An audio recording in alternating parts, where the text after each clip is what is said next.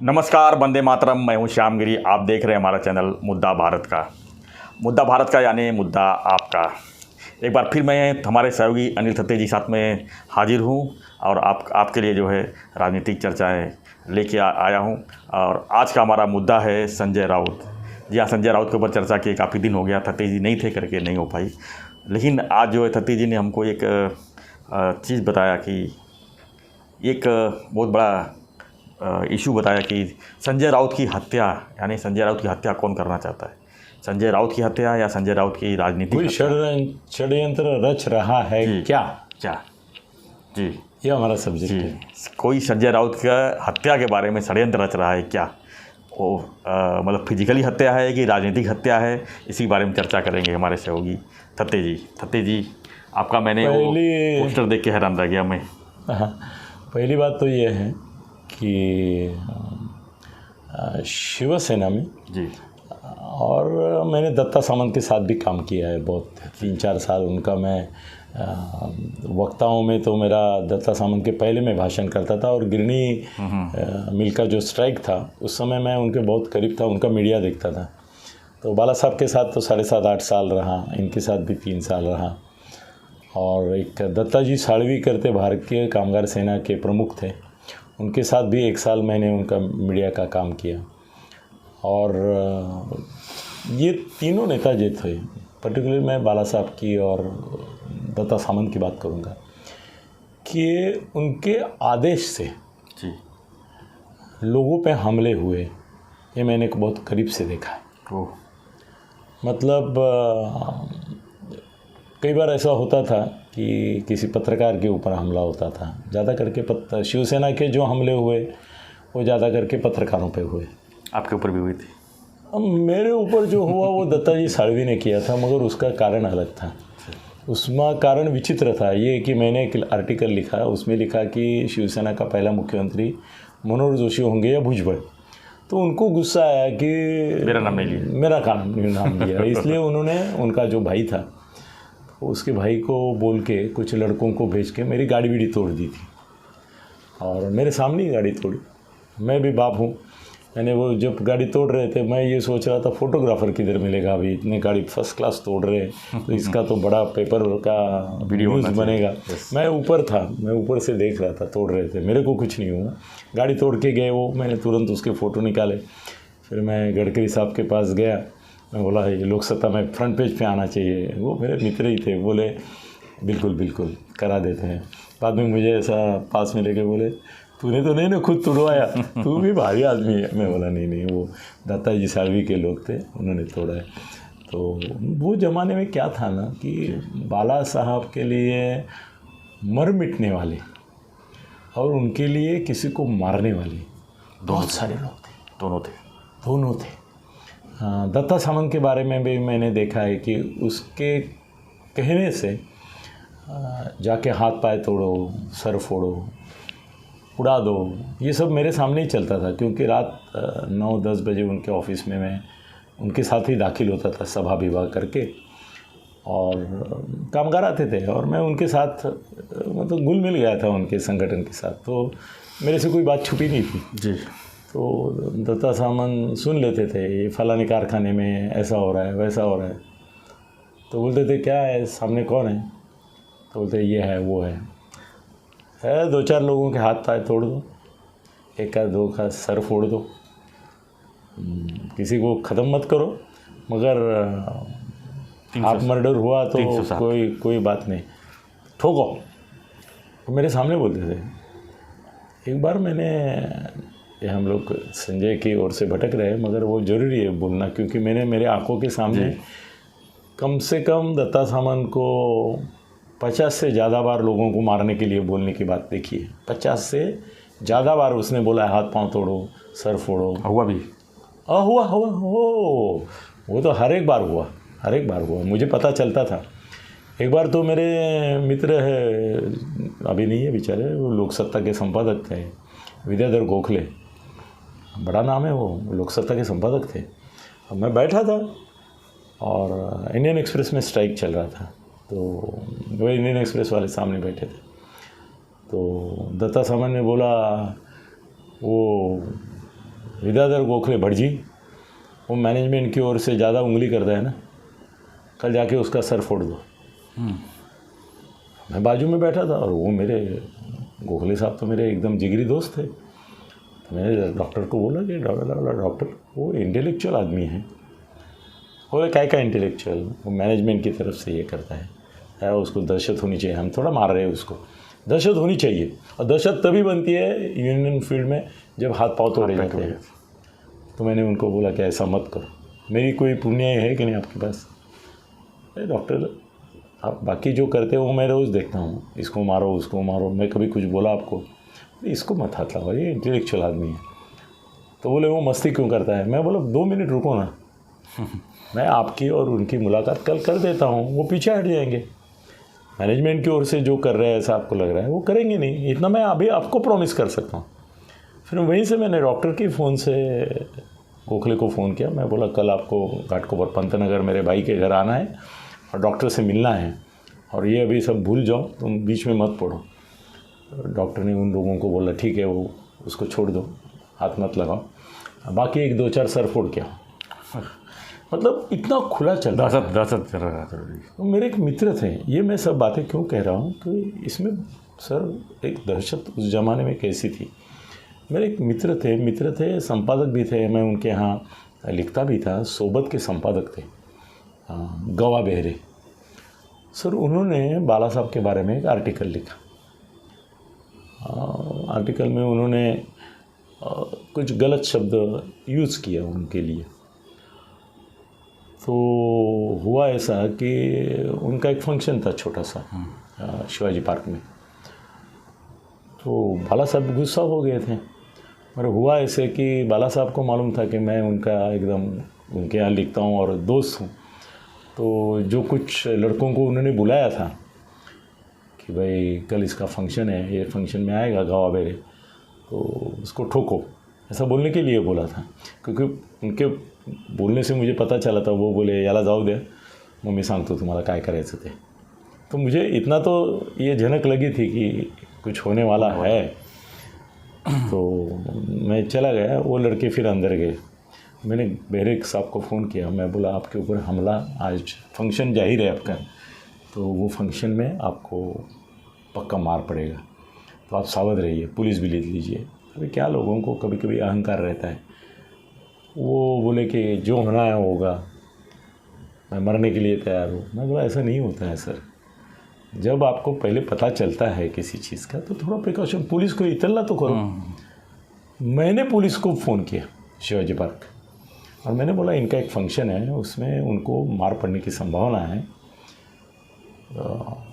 Police जाने के पहले ये धाड़स करके गवा बेरे माधव मनोहर करके एक बहुत बड़े समीक्षक थे उस ज़माने में, उनको लेके बाहर निकले। वो जैसे बाहर निकले 8-10 लड़के जो एक दिन पहले उधर साहब के यहाँ मैंने देखे ही थे। अच्छा, हाँ, वो सर मेरे से बात नहीं छुपती थी। अभी मैं क्या बोलूँ कि मैंने तो कुछ लोगों को, अभी उनका नाम नहीं ले सकता क्योंकि फिर इंक्वायरी का एक अलग चक्कर चालू हो जाएगा। मैंने तो मार दो, ख़त्म करो के भी ऑर्डर सुने हैं, और उनके ख़त्म होने की भी बाद में खबर मैंने सुनी है, नहीं बोल सकता मैं उसके बारे में।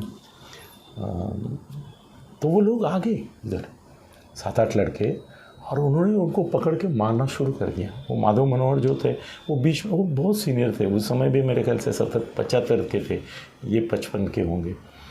और सबसे एकदम धक्कादायक चीज़ ऐसी हो गई कि उन्होंने उनका जो वृषण होता है, उनमें से एक लड़के ने वो वृषण पकड़ा और उसको फोड़ने की कोशिश की पकड़ के। किसकी? गवा बेहरे के। मतलब मर जाते थे। वृषण फोड़ना इसका मतलब मर ही जाना था। तो उस समय वो माधव मनोहर जो थे वो उसके ऊपर गिरे और बोले तुम कितने बड़े आदमी का क्या कर रहे हो, ऐसा मत करो, तुमने मारा ना अभी उनको। तब तक मैंने जो इतला की थी उस हिसाब से पुलिस आ गई, फिर वो लड़के भाग गए। मगर मुझे मालूम थे कौन थे, ये क्या था। मगर सर वो क्षण मैं आज भी भूलूंगा नहीं। मेरे को भी उन्होंने पकड़ के पीछे ये किया था और मेरे सामने उनका वृषण तोड़ रहे थे, मेरे सामने। जिंदगी भर मैं वो भूलूंगा नहीं। तो इस प्रकार की चीज़ें उस ज़माने में होती थी। और क्या बोलूँ, अभी कुछ लोगों के मर्डर हुए, उसमें भी कितने बड़े लोगों का किस प्रकार से, किस कारण से हाथ था। सर मुझे ना, मेरा आत्मचरित्र अगर लिखना है ना, तो उसमें ये होना होगा कि मेरे मरने के बाद ये पब्लिश करो। ओह, नहीं तो मेरा भी कुछ हो सकता है। चलो हम अभी अपने मुद्दे पे आते हैं। सर अभी शिवसेना में ऐसा है कि एक बार हम लोग तो बिंदास बोलते हैं, कुछ भी बोलते हैं। तो मैंने किसी शिवसेना नेता के खिलाफ बोला, अभी बहुत सारे लोगों को खिलाफ बोलता है, उसके खिलाफ बोला। जनरली लोगों की हिम्मत नहीं होती मेरे को धमकी विमकी देने की। पहले के ज़माने में, पुराने ज़माने में 10-12 बार मेरी गाड़ी और सर फोड़ा है। एक बार मारने की भी कोशिश हुई थी, मरा हुआ समझ के ट्रेन पे फेंक भी दिया था। वो पुराना ज़माना था। अब मैं वो स्थिति में नहीं हूँ। मैं ऐसे मुकाम पे पहुँचा हूँ कि लोग भी 10 बार सोचते हैं और उनको मालूम है कि भाई इसके पीछे भी बहुत सारे ताकत है जी। तो उसने खुद फ़ोन किया, वो नेता ने मुझे, और बोला मैं अमुक तमुक बोल रहा हूँ, आपने मेरा खिलाफ जो बोला है आपको भारी पड़ेगा। मेरी एक आदत है, मैं बोला मैं जब बोलता हूँ तो उसके क्या परिणाम होंगे वो सोच के बोलता हूँ। तो जो भी आपको करना है आप कर लो, मेरे को कोई दिक्कत नहीं है। ये अभी की बात है? ये अभी 2-3 संजय कब गया था, 100 दिन पहले गया था ना, 4 महीने पहले की बात है समझो। ओके, 4 महीने। आपके चैनल पे ही बोला था जी, आपके चैनल पे बोला था, क्योंकि आजकल ज़्यादा करके मैं आपके यहाँ ही ज़्यादा बोलता हूँ, तो आपके चैनल के पर बोला था। तो ऐसे कैजुअली संजय के पास गया था मैं, तो संजय को बोला वो तुम्हारा फलाना नेता है, आज उसने मुझे बोला की भारी पडेल. संजय हसला. अनिल एकच सांगतो तो, शिवसेनेमध्ये बाळासाहेबांकडे जशी मुलं होती कि जो उनके लिए मर मिटने के तैयार थे और मारने के लिए भी तैयार थे, ऐसे लड़के अब रहे नहीं. बोला शिवसेना में सब मिडिल क्लास मेंटेलिटी के हो गए जी. बहुत थोड़े लड़के हैं कि जो आज की तारीख में अगर किसी नेता ने उनको बोला कि जाके मार के आओ तो दंगा करके आएंगे, मार के आएंगे, जितना बोला है उतना मारेंगे. अगर उसको बोला है सर फोड़ो तो सर फोड़ेगा, हाथ पाए तोड़ो तो हाथ पाए तोड़ेगा, उड़ा दो तो उड़ा भी देगा. मगर ऐसे लड़के जो हैं बहुत कम है, वो बहुत कम है. और वो बोला उससे बड़ी बात मैं तुमको ये बताता हूँ कि ऐसे जो लड़के हैं जो मर मिटने के लिए तैयार है और मारने के लिए भी तैयार है, वो शिवसेना में सिर्फ 3 लोगों के पास है. तो मैंने स्वाभाविकता से संजय को पूछा, एक तो उद्धव होगा, हंसा. और उसका मेरा एक अलग रिलेशन है, ये मैं बात बोल रहा हूँ क्योंकि मेरा उसका विश्वास है. बोला उद्धव के पास भी एक भी ऐसा आदमी नहीं, एक भी ऐसा आदमी नहीं है कि जो तुम बोल रहे हो वो कर सके. नहीं करेंगे, और उसका स्वभाव ही नहीं है कि वो करवाएगा. तो मैं बोला फिर मेरे को कुतूहल लग गया कि शिवसेना में 3 लोग कौन है कि जिनके पास ऐसे लड़के हैं कि जो मारने के लिए और मरने के लिए दोनों वो नेता के शब्द के लिए तैयार है. तो संजय मुझे बोला कि एक तो तेरे सामने बैठा है, वो राउत. मैं बोला संजय तू तेरी बात कर रहा है? बोला हाँ मैं मेरी बात कर रहा हूँ. आज की तारीख में शिवसेना में जो ऐसे लड़के हैं वो या तो मेरे पास हैं या तुम्हारे ही दूसरे दोस्त. ऐसा बोलने से मेरे को तो तुरंत झनक लगेगी ये एकनाथ की ओर इशारा लगता है. तो मैंने बोला एकनाथ? बोले यस, आज की तारीख में मेरे पास ऐसे लड़के हैं जो मेरे लिए मर मिटेंगे, जो मेरे लिए मारेंगे भी. और दूसरी ऐसी व्यक्ति हैं जिसके पास ऐसे लड़के हैं, उसके लिए जान तक दे देंगे, वो है एकनाथ. मैं बोला अभी मेरा तो उत्सुकता बढ़ गई है, दोनों को आपको जानते हो, दोनों मेरे मित्र हो. वो बोला मैं इसीलिए बोल रहा हूँ कि मारेगा नहीं आपको कोई कि आपके दोनों दोस्त ही है कि जिनके पास ऐसे लड़के हैं, वो तो दोनों दोस्त आपके दोस्त हो गए. तो उनको मालूम है तुम्हारा मेरा रिश्ता, एक हाथ का तुम्हारा रिश्ता, तो तुमको वो डर नहीं है। अभी तुम जो तीसरे नेता जिसकी बात की तुमने, तो बोले उसने अगर किसी को बोला ना तो वो उसको मूर्ख समझेगा, बोलेगा सर आप किसकी बात करें, थत्ते साहब की। भाई संजय राउत उनका दोस्त है, एकनाथ शिंदे उनका दोस्त है, और बाकी सब उनसे डरते हैं, उनसे हम क्या पंगा लेंगे, हम तो पहुंच जाएंगे। जैसे मेरे ऊपर एक बार हमला हुआ था सर, वो 7 साल के लिए अंदर गए, तो मैं बोला फिर कौन है, बोले तीसरा आदमी है अनिल परब।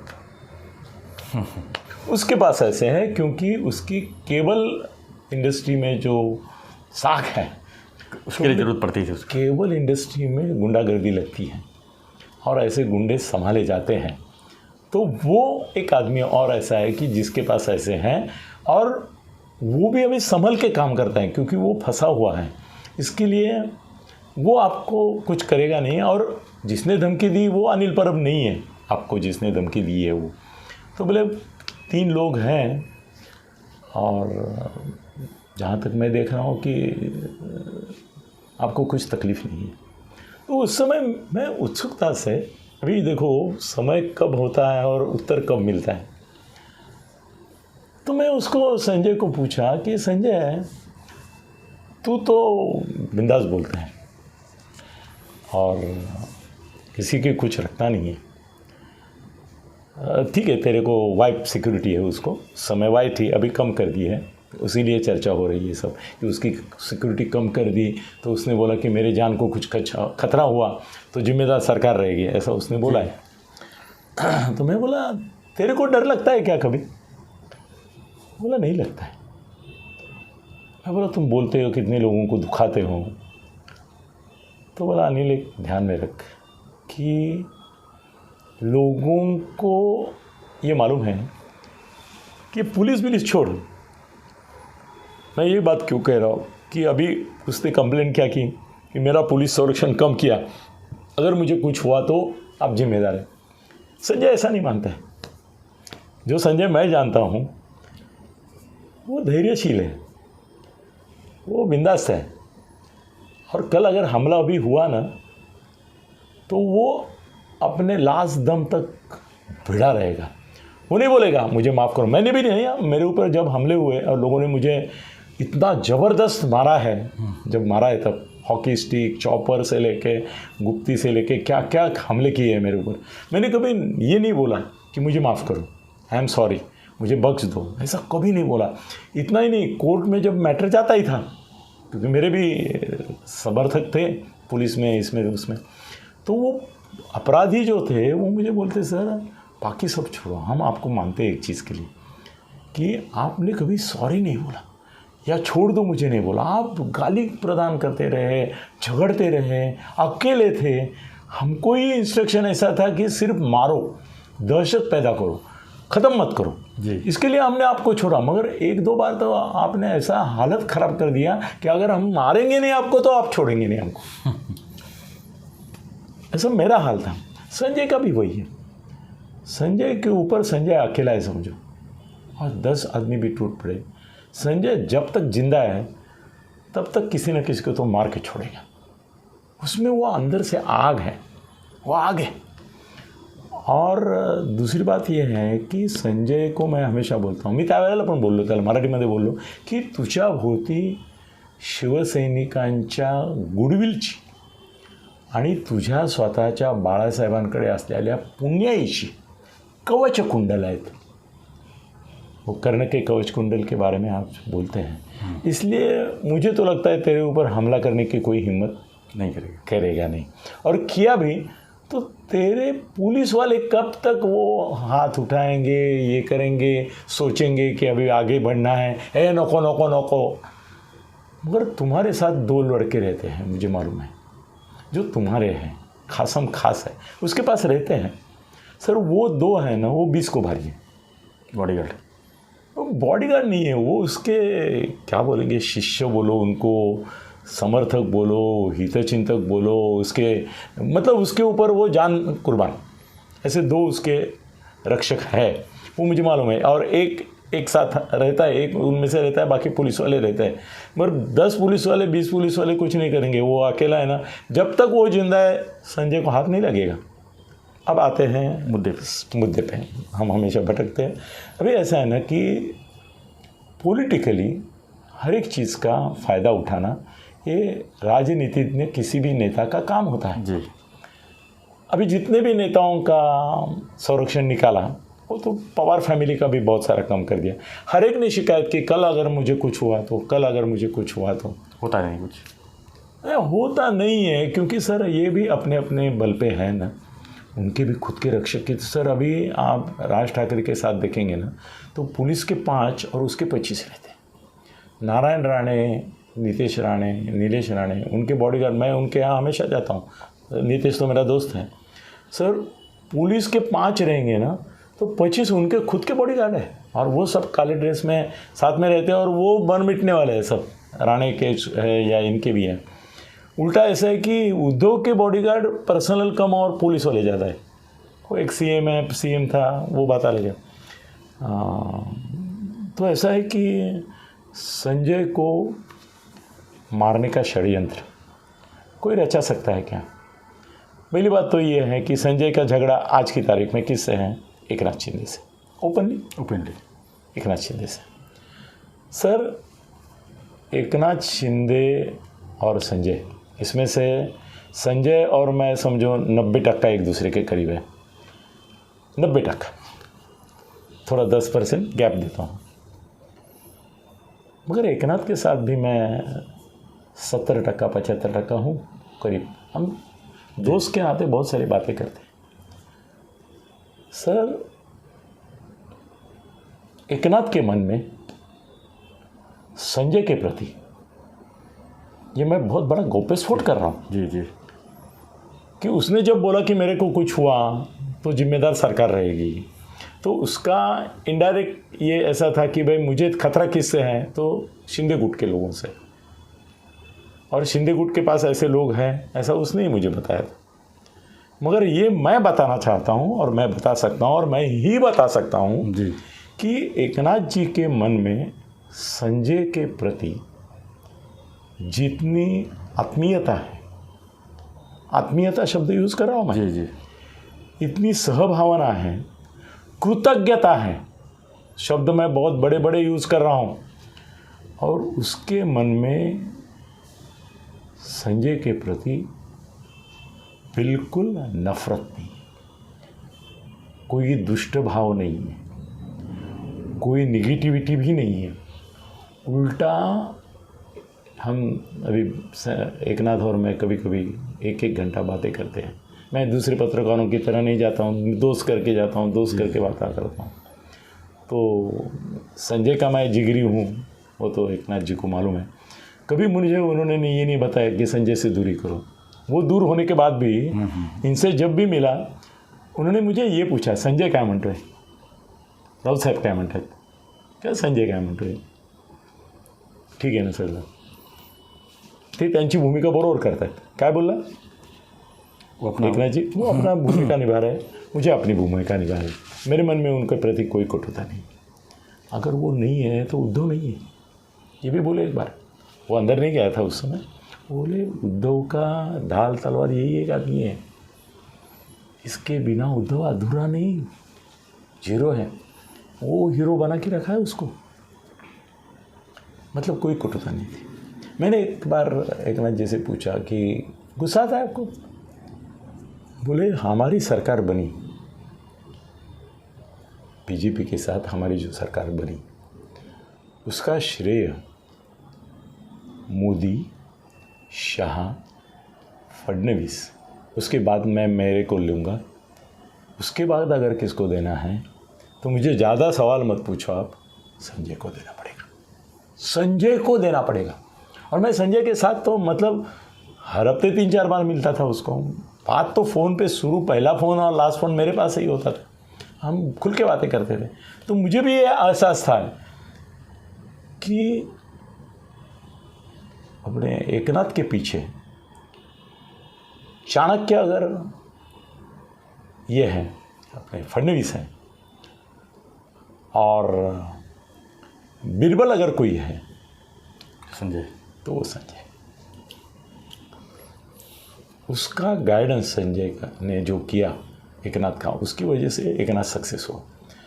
सर, ऐसा एकनाथ संजय के प्रति मन में घृणा क्यों रखेगा, क्यों कृतज्ञता रखेगा, क्यों उसके लिए वो कुछ बुरा सोचेगा? सोचेगा नहीं, वो तो बोलेगा मेरी उम्र उसको लग जाए। बिल्कुल। तो संजय के हत्या का षड्यंत्र कौन रचा सकता है? मेरा सीधा जवाब है कि कोई नहीं। उसके अपने जो हैं उसके पार्टी में, उसके किसी के इसमें दम नहीं कि वो संजय को ये करे, आह्वान दे। जी। पीछे पीछे बड़बड़ करते हैं कि भाई उद्धव जी का नुकसान इसकी वजह से हुआ, उसकी वजह से। भाई उद्धव बना भी तो मुख्यमंत्री संजय की वजह से। संजय नहीं होता तो उद्धव नहीं बनता। और संजय ने भी हाँ बुहरती थी पवार साहब को, तो वो होता, या तो एकनाथ होता। संजय ने उसको बनाया, ये भी बात सच है जी। तो संजय यार, तुम तो मेरे जिगरी दोस्त हो ही, ठीक है, पॉलिटिकली तुमने एक आवाज़ उठाई, वो ज़रूरी है, करना भी होता है, और किया, वो भी अच्छा किया। मगर मैं स्टैम्प पेपर पे सर लिख के देता हूँ कि संजय को सर ऐसा कोई छुएगा तो कोई उसको धोखा नहीं। संजय अकेला भांडूप से निकलता है। संजय दुनिया को मालूम है इसका चेहरा, और सामना के ऑफिस तक या मातोश्री तक जाता है और हजारों लोग उसको देखते हैं, सब प्रकार के जी। तो भी वो आदर से झुकेंगे। अरे संजय राउत चालेत, एकटे चालेत, मतलब क्या एक ये है, इसका शौर्य है, धैर्य है। और संजय, तेरे को हाथ लगाने की हिम्मत किसी में नहीं है और कोई लगाएगा भी नहीं। तुम निश्चिंत रहे, और तेरी ढाल तलवार तो तेरे साथ होती है, और हमारे दोस्तों का, जैसे दोस्तों का प्यार भी तेरे लिए तलवार है। धन्यवाद तते जी। तो हम जो है चर्चा कर रहे थे संजय राउत की हत्या का षड्यंत्र। तो तते जी ने साफ कहा कि ये षड्यंत्र नहीं हो सकता इन फ्यूचर भी। और तते जी, आप जो है अभी आप अमेरिका से आए हैं, वो भी जेल से आए हैं, तो आप जल्दी से उनसे मुलाकात कीजिए और राजनीति के अंदर की कुछ खबरें निकालिए ताकि हमारे लोग जो है जान सके। मुझे इन्फेक्शन है जी, इसके लिए मैंने उसको बोला है कि मेरे मन में कोई इन्फेक्शन नहीं है, मगर मेरे तन में इन्फेक्शन है। तेरे मन में शायद होगा तो वही भी इन्फेक्शन जाने दो मेरे, क्योंकि बीच में हमने उसके ऊपर भी ये किया था और बाद में मिलते हैं। और उसको गले लगाने के लिए तो मैं बेताब हूँ, लग जाएंगे। जूनियर पूरा 35 साल की दोस्ती है सर। मैंने अभी तक 1600 वीडियो बनाए, उसमें से 800 वीडियो में संजय का जिक्र है और 200 वीडियो का हीरो संजय है। मैं 5-6 वीडियो में उसके ऊपर क्रिटिसाइज़ किया तो क्या हुआ जी? नहीं क्या? बिल्कुल। 1600, 800, 200, ये वो भी कभी भूलेगा नहीं ज़िंदगी में। भाई संजय को पॉपुलर और अनपॉपुलर दोनों करने में मेरा इतना हाथ है कि बहुत ओरसेकर हमेशा बोलता है कि विश्व प्रवक्ता के प्रवक्ता अनिल थत्ते हैं। वो भूमिका में आज भी हूँ, ऐसा मैं समझता हूँ। धन्यवाद तते जी। आपका जो है संजय राउत साथ दोस्ती बरकरार रहे, कोई इसमें तकरार रहा है, और अंदर की खबरें आप जो है हमारे दर्शकों के साथ जो है फील्डवर्क के साथ शेयर करते रहिए। और आप भी जो है संजय राउत के बारे में कुछ कमेंट्स रह गए तो जरूर कमेंट बॉक्स में लिखिए, और वीडियो लगातार देखते रहिए। चैनल को सब्सक्राइब करना ना भूलें। धन्यवाद। जय हिंद, जय महाराष्ट्र।